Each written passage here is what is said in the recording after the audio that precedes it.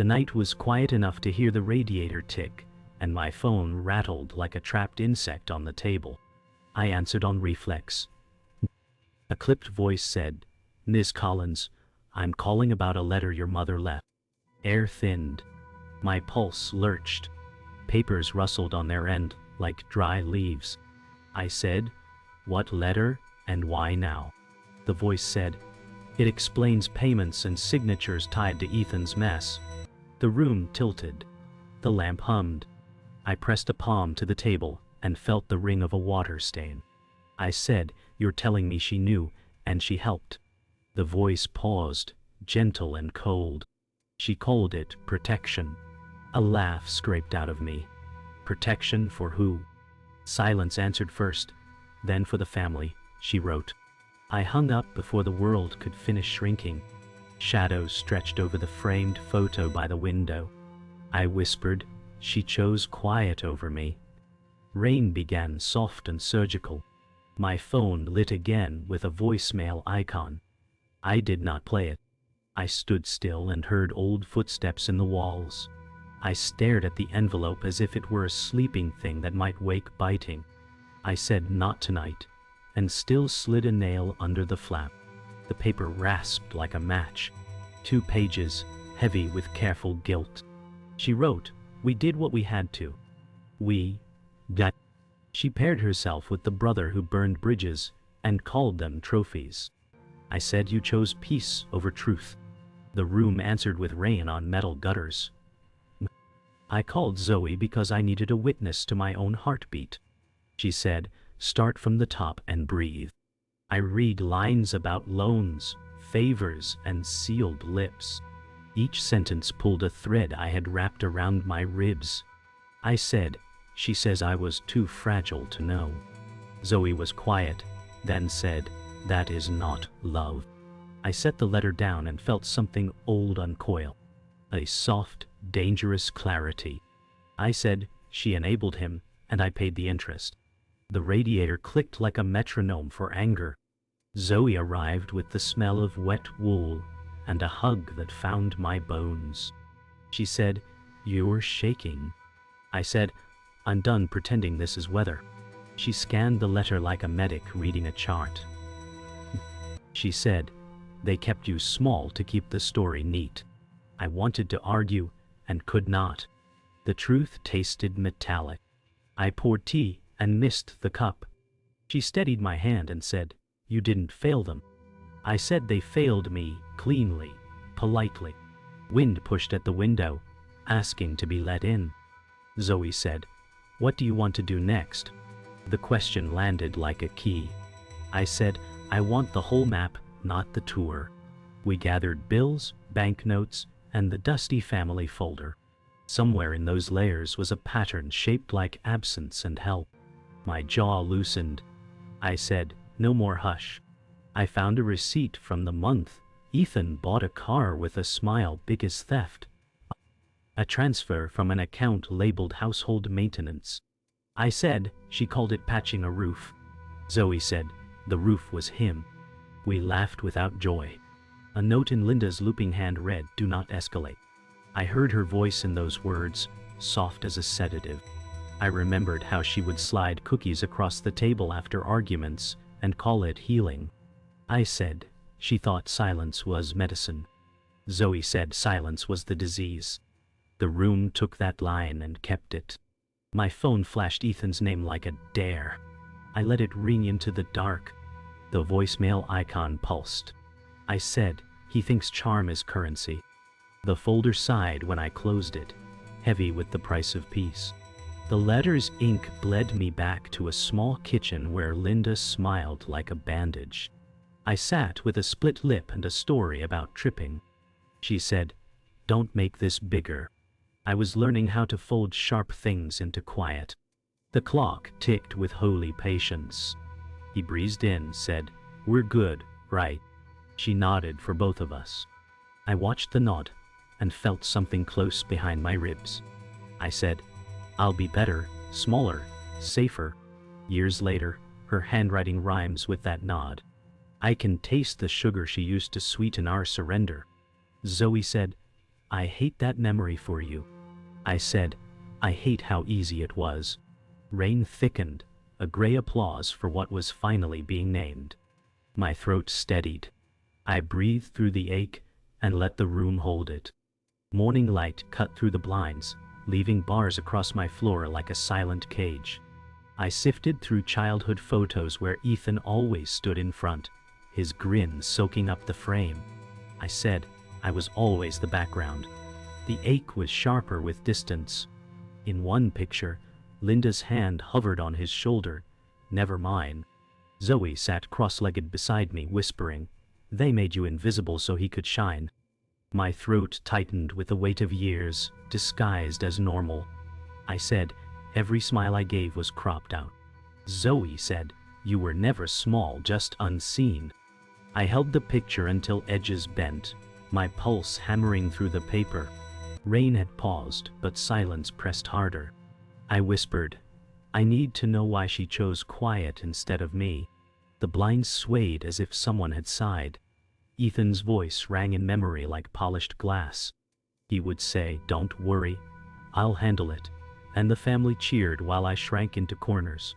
At breakfast he tossed keys like medals, each clang reminding me of what I lacked. Linda clapped her hands and called him golden. I said, every win for him was a bruise for me. Zoe frowned, tracing the rim of her mug, whispering, he was never asked to earn it, was he? I shook my head and said, she built a throne out of silence, and I sat at its steps. The smell of burnt toast dragged me back to now, reminding me I still lived here, not there. I rubbed my face and said, I have to stop letting his shadow define my light. Zoe's eyes softened as if she had heard those words from me years before. Linda drifted into thought when I pictured her face, lips pressed thin, smoothing tablecloth wrinkles instead of voices. She would say, let's keep the peace, even as the walls shook. Zoe said, she mistook silence for love. I said, she thought harmony was the cure, but it was a leash. The enabler's smile haunted, gentle yet suffocating. I traced words from her letter, each syllable soaked in avoidance. Zoe reached across the table, steady hand anchoring me. She said her quiet gave him power. I nodded, jaw tight, and whispered, and stripped mine. A car horn blared outside, jerking me back. The room carried her absence like furniture. No one dared move. I said, she called it care. I call it surrender. The air cooled as if agreement lived in the walls. The air thickened with ghosts as my father's absence pressed in. A chair at the table always felt like a wound left open. I said he left, and we stopped naming it. Zoe asked, do you want him back? I shook my head slowly. I want him accountable. I remembered birthday candles blown by drafts, his seat cold as stone. Linda never said his name, as if silence erased him. Ethan filled the void with swagger and lies. I clenched my teeth and said, his neglect raised my brother's crown. Zoe's voice was low. Neglect is betrayal too. The words rang true, sharp enough to bruise. I breathed, chest tight but steady, and whispered, the gaps he left became my map. Rain resumed against the glass, steady as confession. A name surfaced between us like smoke, Isabel. Whispers of a cousin I barely knew, one Linda shielded from mention. Zoe said, the outsider, right? I nodded. She is blood, but treated like a stranger. Memories blurred. A girl with wary eyes at one summer barbecue vanished before dessert. I said, she carried secrets no one asked about. Zoe leaned forward, voice taut. Maybe she holds a key you need. My pulse quickened, a drumbeat of dread and curiosity. I said, if she exists in this silence, she is part of the pattern. I touched the photo pile, searching for her face that was always cropped away. Zoe whispered, outsiders break stories open. I whispered, maybe she was erased, so mine could stay buried. Thunder cracked beyond the window, as if underlining her importance. Afternoon washed the apartment in thin gold and made every paper look older than it was. I scrolled Ethan's old messages where he wrote, handled you're welcome, like a medal pinned to my chest. Zoe said, he writes himself the hero before the scene starts. I said, and Linda wrote the credits before the story. Bank transfers sat like quiet bricks in a wall I had lived behind. I felt the shape of a pattern that pretended to be care. Zoe said, these are not accidents, they are rituals. I nodded, heat rising like a warning flare in my ribs. I said, they rehearsed my silence until it sounded natural. The radiator clicked as if counting years I did not get to spend loud. I breathed in, steady, and said, I'm going to ask her what she protected from me. The room answered with a hush that felt like consent. We took the folder to the public library, where dust moved like small planets in the light. Zoe said, let's hunt the paper trail they hoped would stay boring. I said, boring is a mask for harm. We scanned statements and found the same neat loop of withdrawals and favors. The printer coughed out proof, as if clearing its throat to speak. I said, every rescue for him cost me a bruise I had to hide. Zoe tapped a date that matched the car he bragged about. She said, here is the crown ceremony. I felt a sting, then a steadier calm as facts anchored what memory had warped. I said, facts make the room stop gaslighting me. She smiled, small and fierce, and said, then let's map the exits. My hands shook, but the folder finally felt lighter. Linda opened her door with a smile, arranged like flowers in a vase, careful and scentless. She said, let's not make this bigger than it is. I said, it has always been bigger than me. We sat at her polished table where everything gleamed except truth. She poured tea as if warmth could stand in for courage. Zoe watched the steam and said nothing, a witness built from steel and heart. I set the letters down and said, you called this protection. Linda's eyes softened, then shuddered. She said, families survive by choosing peace. I said, you chose peace for him and quiet for me. The sentence landed between us like a glass that did not break, but should have. The house sighed, and Linda looked toward the hallway as if rescue lived there. Ethan arrived with cologne and weather, all noise and shine, and kissed the air near Linda's cheek. He said, so the audit committee has questions, and smiled at me like I was a punchline that paid rent. Linda said, we are not fighting today. I said, I am not interested in your calendar of peace. Ethan leaned back and laughed, smooth as a commercial. He said, Maya loves drama. She thinks receipts are feelings. The room chuckled, small and eager, and I felt the old shrinking tug. Zoe said, receipts are facts dressed for court. Ethan's grin thinned, then returned like a salesman on script. I said, you called rescue. I called debt. The word debt rang until his smile flickered. Linda reached for my wrist and missed, her hand landing on the table.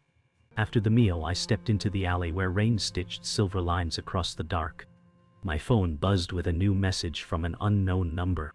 It read, you do not know half of it, and signed Isabel. My breath snagged, then moved. Zoe said, answer, but keep your footing. I typed, what did Linda keep from me? 3 dots pulsed like a heartbeat I could not control. A photo arrived, a scan of a bank memo with Linda's signature labeled discretionary cover.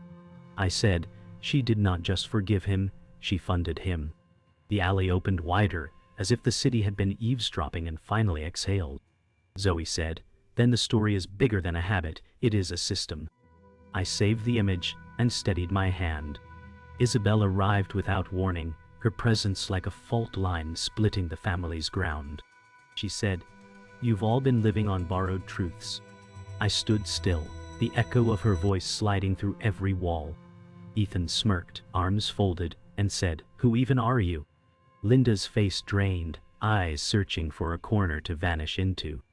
Zoe gripped my arm, steadying me against the tremor. Isabel tossed an envelope onto the table and said, the receipts they never wanted you to see. My heart beat against the room's silence, steady and loud. I said, if you are family, then you are a mirror of what they erased. Isabel's eyes burned with equal parts rage and grief. Linda whispered, this isn't the way. I said, it is the only way left. Linda's voice shook, thin as thread. We kept peace so none of you shattered. Ethan laughed sharp. Peace is just a stage prop, Mom. I said, peace built on silence is a coffin. Isabel slid documents across the table like knives.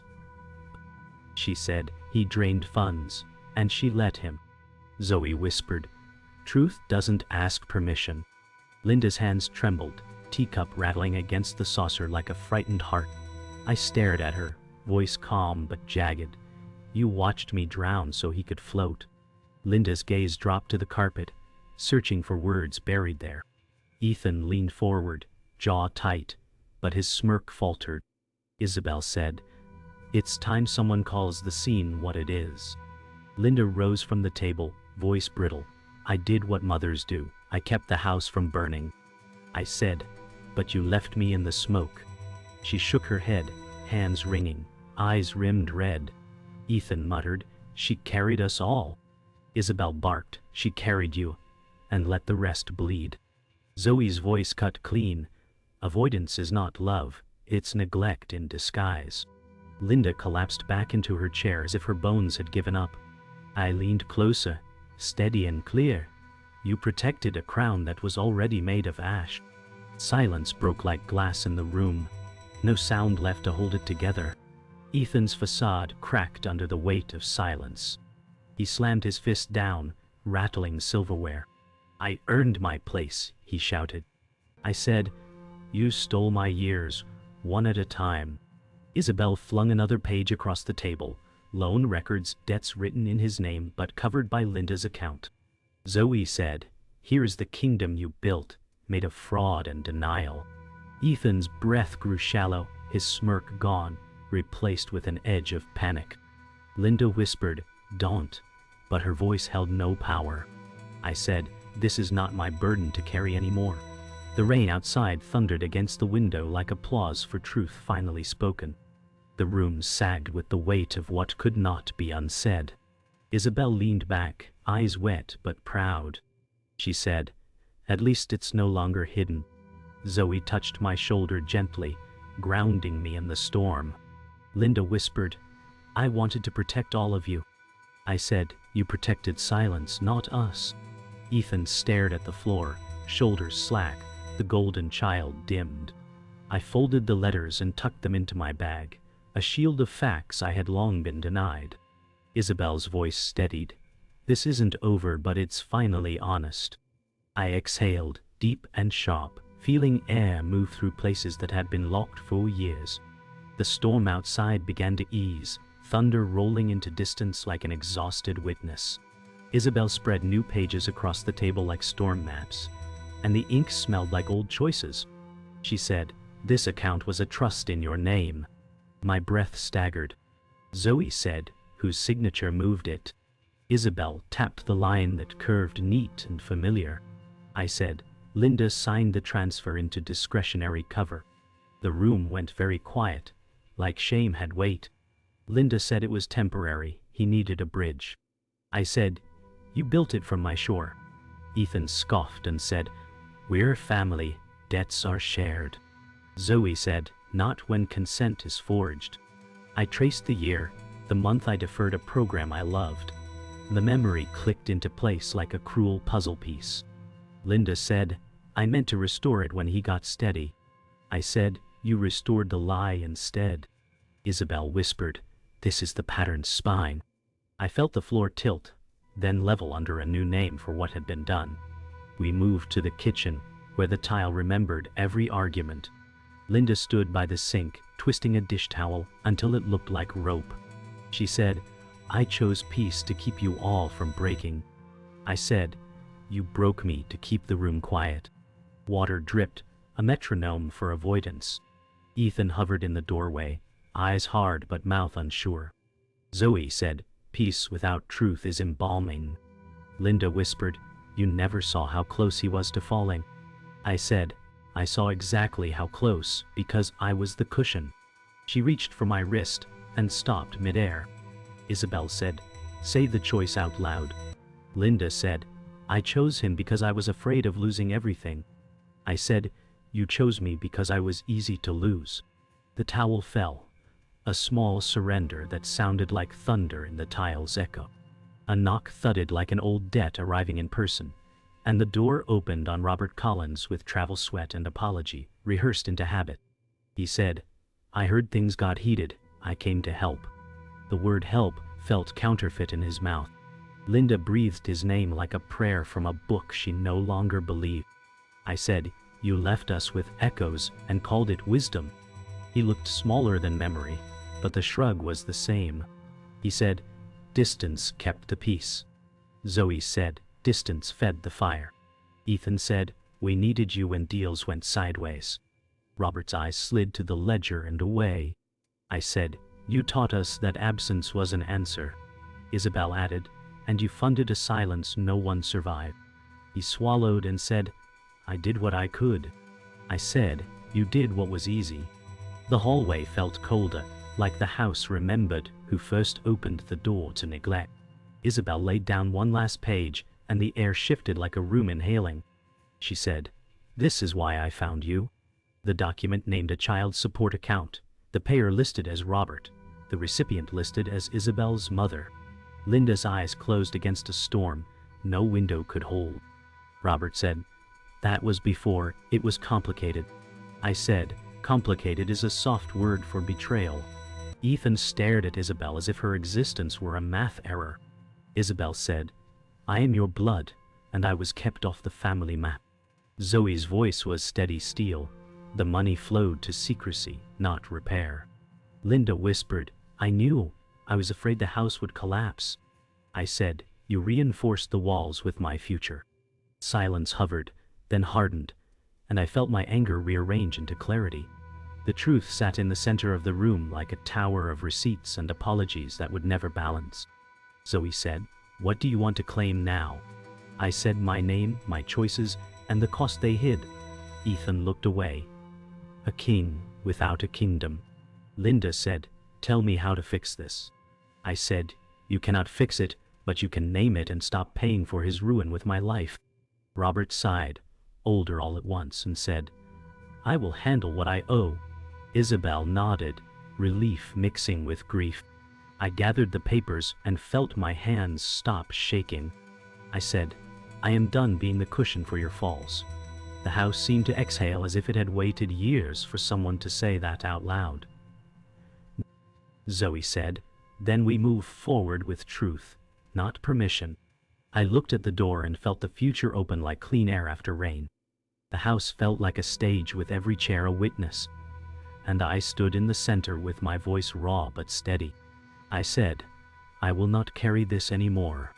Ethan sneered, "Without me, you're nothing." Zoe said, "Without her, you'd still be borrowing air." Isabel's eyes flashed and she said, "Truth doesn't need your permission." Robert leaned against the wall, shoulders sagging, and said, "Maybe I failed all of you." Linda whispered, "We can heal if we stay together." I shook my head. We cannot heal if lies keep breathing. The words cut like clean glass, leaving silence bleeding into every corner.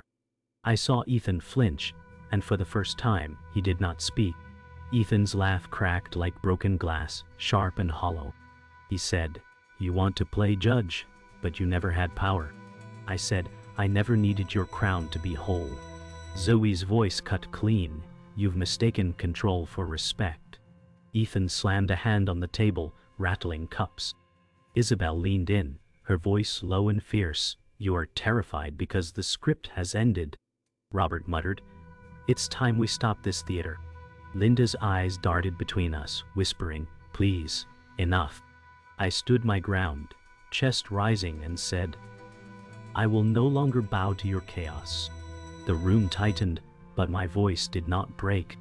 Linda's shoulders shook as she said, "I thought silence would hold the pieces together." I answered, "Your silence was the blade I lived under."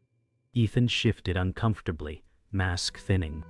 Isabel pressed forward, voice like steel, "You let harm become heritage."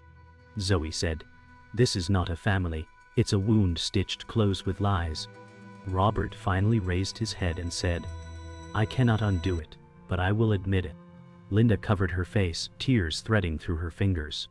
I said, "Admission is a start, but I am done being the cost of your peace. The air thickened, but clarity cut through like lightning. Ethan erupted, voice cracking. I gave this family everything. I said, you gave yourself everything and took the rest from us.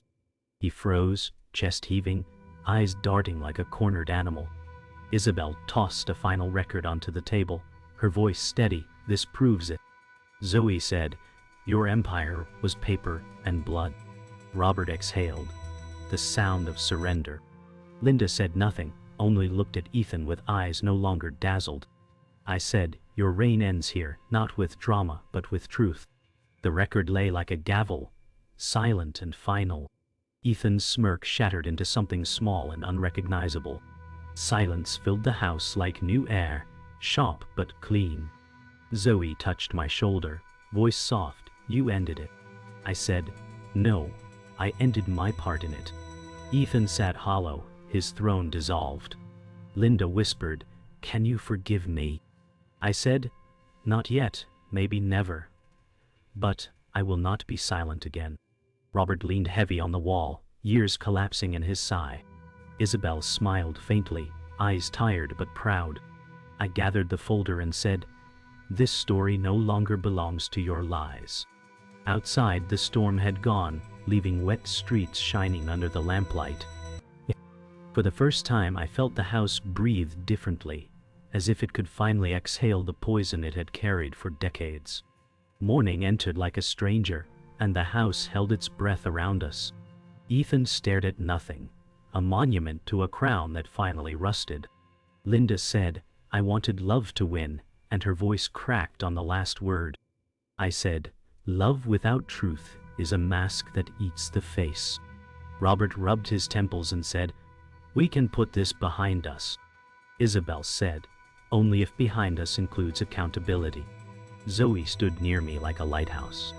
I said, boundaries are not revenge, they are oxygen. Linda whispered, what do you need from me? I said, names, records, and no more protection for harm. The silence felt different, thinner, like light had found a seam. Robert tried smoothing the air like old wallpaper. He said, I paid what I could, and distance kept fights small. I said, distance made the wound grow teeth. He stared at the floor and said, I was not built for fatherhood the way you needed. Isabel said, you were built for convenience. Linda reached toward him, as if habit could rewrite years. Zoe said, naming harm is not cruelty. I said, you owe repairs, not speeches. Robert sighed, the shape of a door finally opening. He said, tell me where to start. I said, begin with the accounts, then the truth to every person you hid from. Linda folded a dish towel until it became a confession. She said, I tried to be the bridge, and I became the river that drowned you. I said, you kept the peace by breaking my voice. She nodded, tears bright and unhidden. Ethan said nothing, and the quiet finally fit him. Isabel said, you can stop today. Linda inhaled as if air hurt. She said, teach me how to stand up when fear starts speaking. Zoe said, listen to truth first, then act before comfort arrives. I said, you will hear anger from me, and you will not treat it as a storm to wait out. Linda whispered, I will not. We stepped outside where the city steamed after rain, and the air tasted like new paper. Zoe said, what does reclaiming look like today? I said, freezing the trust, calling the bank, finding a therapist who knows grief's grammar. She smiled, fierce and kind. I said, I will send copies to the auditor and to myself, because I do not lose me again. Isabel texted a contact for legal help. Ethan stayed inside with his echo. Linda stood in the doorway and did not interrupt. Robert disappeared to gather records that finally mattered. I felt ground under me, solid as a vow. By evening, I stood at the river where light folded into water like promises learning to move. I said, I released the script that kept me small. The wind carried it away without ceremony. Zoe called and said, I am here when you are ready to celebrate or fall apart. I said, both belong. Isabel sent a single line, proud of you. My chest loosened, and I breathed as if it were a skill I had reclaimed. I said, "Tomorrow, I begin with truth, and keep it." Night gathered gently, not as a threat but as a curtain closing on the old play.